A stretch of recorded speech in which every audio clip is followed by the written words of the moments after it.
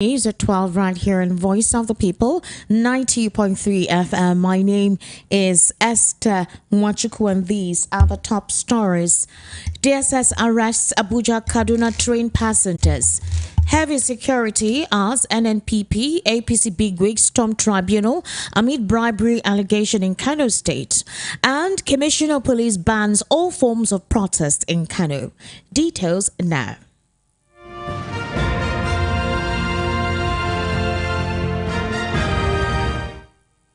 The World News at 12 begins with the Department of State Services arresting the manager, Abuja Kaduna Train Services Pascal Nnoli, following the leak of a memo warning of the possible terror attacks on the Abuja Kaduna Railway. A reliable source in the Nigerian Railway Corporation disclosed to correspondents on condition of anonymity that the manager was arrested along with the operations manager, Victor Adamu, and other staff members. You recall that the DSS last Wednesday issued a security threat alert to the Nigerian Railway Corporation on a plot by bandits to attack the Abuja-Kaduna train link at any possible time. In a memo signed by the director of the DSS FCT Command R.N. Adikbemu, the secret police warned passengers to be security conscious. Also, responding to questions why the arrest was made, the source claims that the letter, which detailed sensitive information about the attack, was addressed to the managing director of the Nigerian Railway Corporation, stressing that it explicitly warned that if the letter were to leak, it would lead to arrests.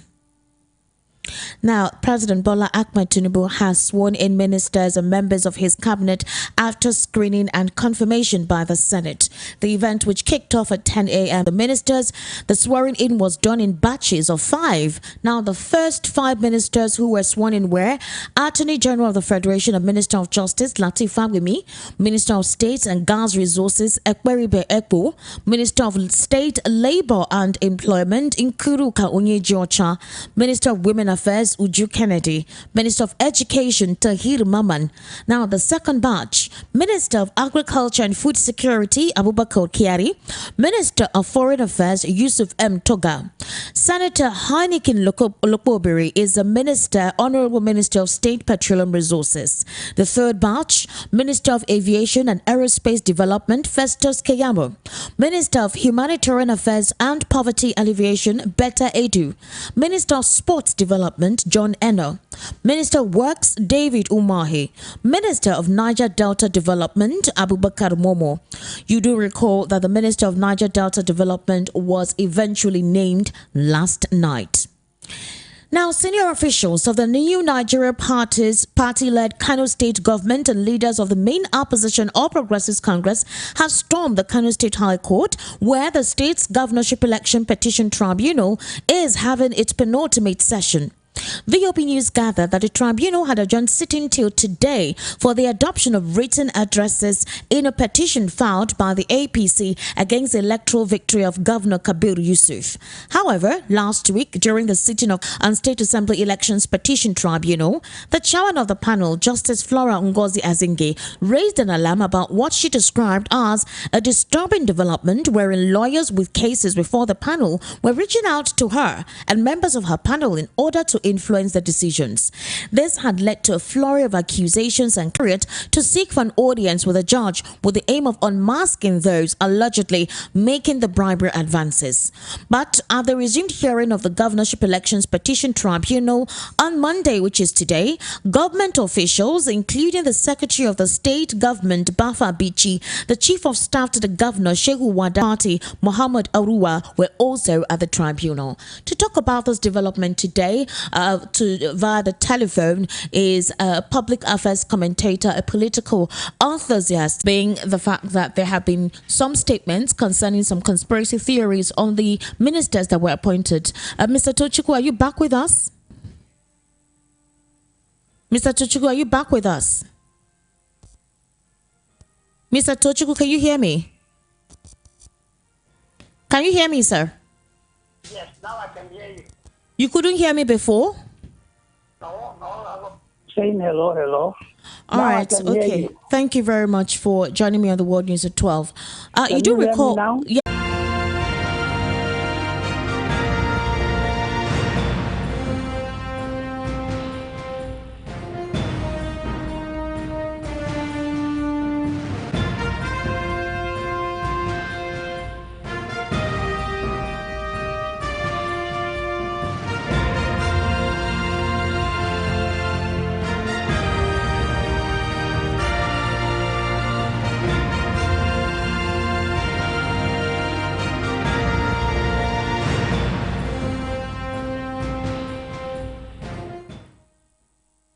You're still tuned into the World News at 12 right here on Voice of the People, 90.3 FM. Mr. Chotuku, we've been able to establish connection with you. Please indicate that you can hear me now.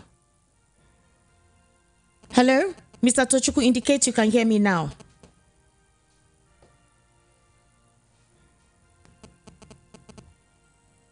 To the customer, the MTN number you have dialed is not reachable.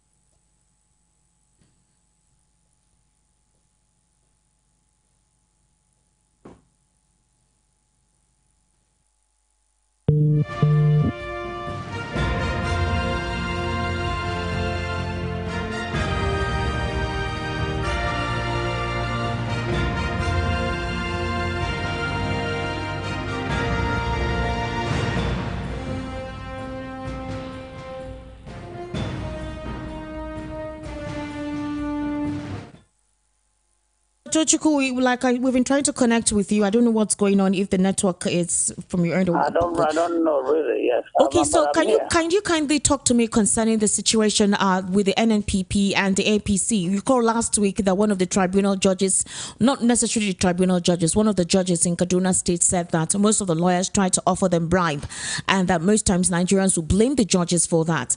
Can you likely tell me this possible scenario?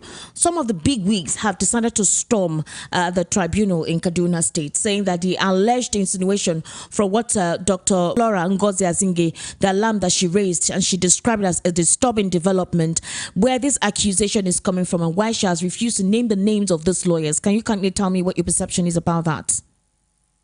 Well, it's nothing new in Nigeria, or it's no news in Nigeria that sometimes judges get induced, magistrates do, judges do, and sometimes they fall for the inducement and render verdicts that are not based on the evidence presented before them.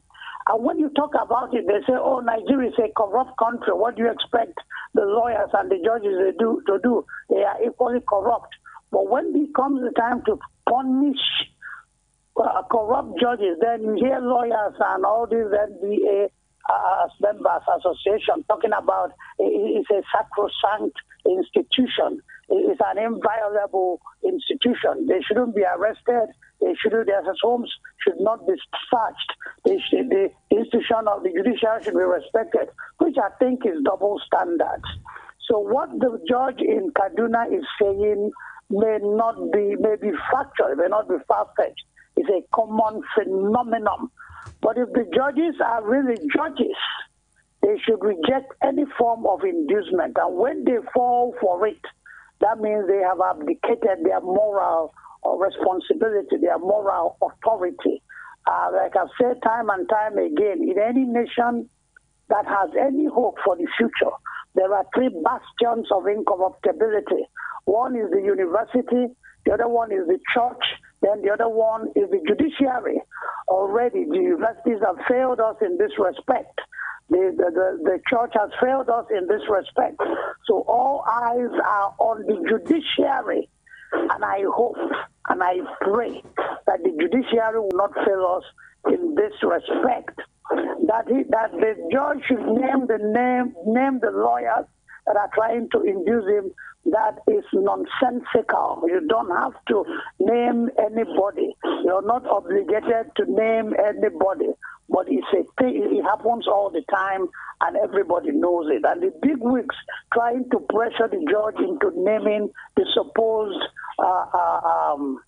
the individuals trying to induce the judge, they know that she should not.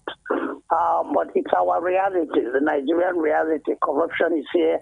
And it's on eyes on the judiciary billboard, as we do know, it generated a number of reactions. And one of the reasons why Nigerians were particular about that inscription or that concept is because of past issues they've experienced with the judiciary, whereby no one knows, but all of a sudden we hear decisions from either the apex court or decisions from some of this high court, and then you wonder, why is a decision like this? How do we follow the process? How did it arrive at this?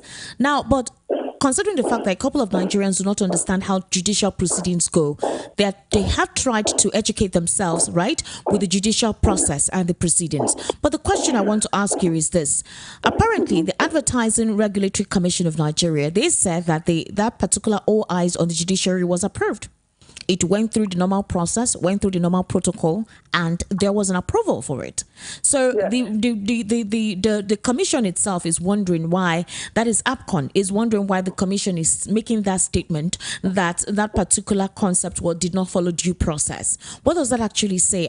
Do we have individuals who are being overzealous? I think it's all political. The powers that be, the president of Nigeria is an illegitimate president. How is he illegitimate? How is he illegitimate? What INEC announced him as the winner. The elections that brought him to power, the election that brought him to power was not fair, it was not free, it was not credible. Nigerians and the international community know that this president lacks the moral authority to speak for Nigerians as a president, because he was resoundingly, he was totally, roundly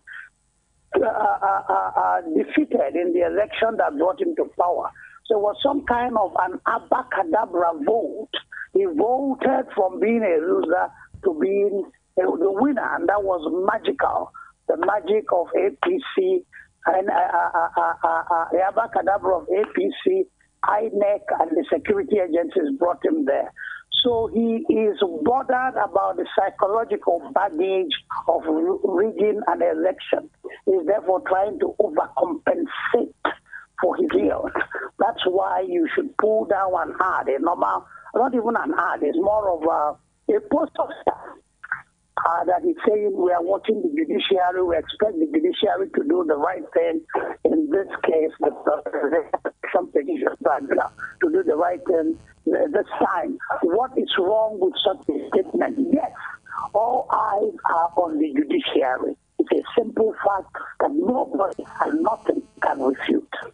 All right, let's see another situation where the Kano State Police Command has warned against protests over the outcome of the ongoing election petition tribunal in the state. Now, we do know that the New Nigeria People's Party and the All Progressives Congress have reportedly repaired crowds to protest the outcome of the tribunal. Now, NNPC had mobilized its members from across the state to march from the Kofa Nasarawa City Center to Government House to protest what they termed moves to snatch their victory by the APC. Now, in response, the opposition APC, through its spokesperson Ahmed Aruwa, issued a statement asking members to come out en masse to counter the NNPP.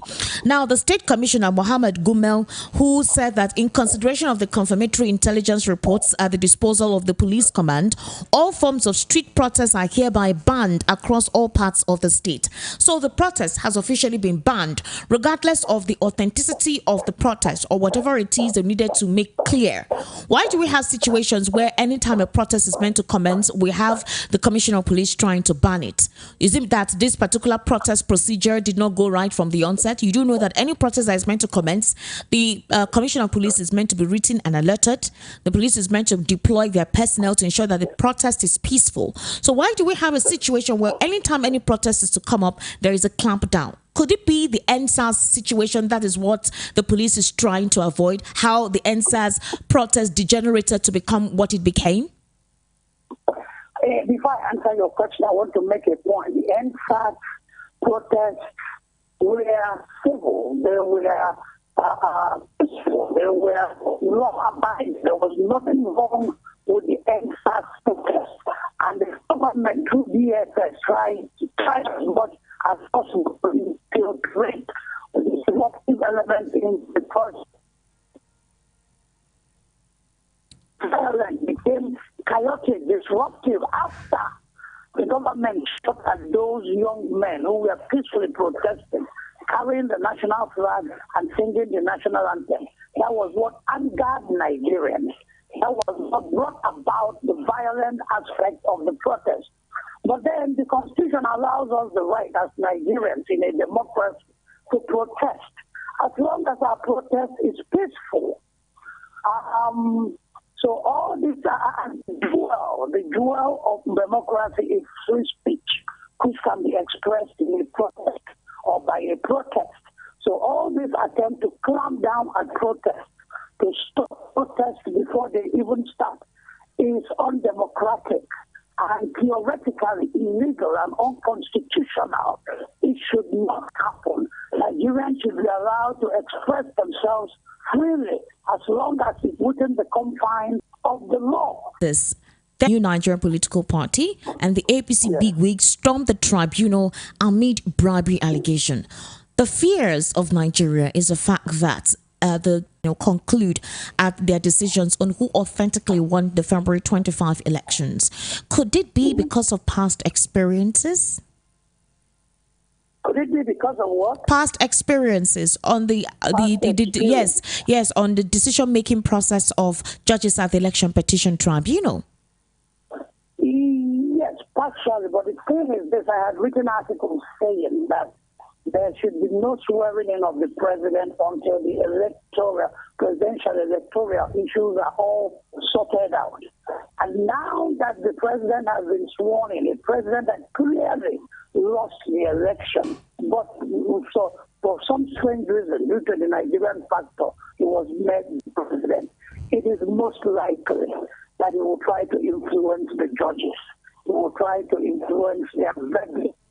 And since in Nigeria we see the president as above the law that can do anything and get away with it, Nigerians are very suspicious.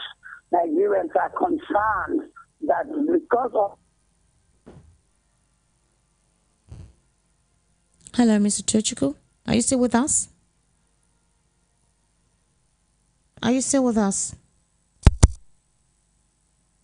All right, we seem to have lost connection with Mr. Tochukwu. I do apologize sincerely. The network seems not to be on our favor today, but we need to take on more stories on the world news at 12 before we wrap up. Now, as a Presidential Election Petition Tribunal prepares to deliver its judgment, a chieftain of the People's Democratic Party and former media aide to Atiku Abubakar, Segun Showunmi, has charged the judiciary to be alive to their responsibility. The chieftain, who noted that if democracy fails, it can be patched up with the judiciary, but if the judiciary fails, the society has failed, pointed out that Atiku, the PDP presidential candidate for the 2023 election, chose to take the path of legality to seek redress at the Presidential Election Petition Tribunal because he is a Democrat.